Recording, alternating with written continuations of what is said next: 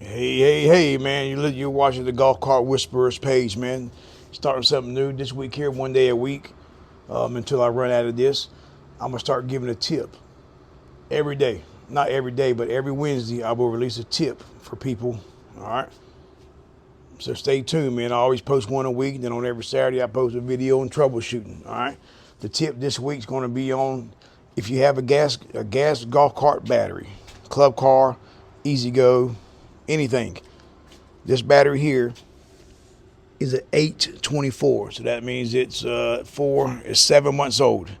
The customer put it in, never drove it, but twice since then, so the battery went dead. Now, what you want to do to prevent that is you want to get yourself a battery maintainer. You can go to Harbor Freight or any of your local hardware store. But you want to get something like this here. I wouldn't get a 5 amp, get like a 2 amp or 3 amp battery maintainer. And all you do, you plug it into your drop cord and then you hook it up to your battery. All right. Positive and negative. If you're going to be gone for a long period of time, you want to get you a 2 or 3 amp. If you're going to be gone for a couple of weeks to a month, get you a 5 amp. Because over time, man, with the weather and once the gas golf cart battery gets used, over time it just drains itself down sitting there. Especially on the EFI fuel injections because they draw a little power, keeping the ECU charged up. Or if you got an accessory on there, it draws power. So that's a tip of the week this time, man.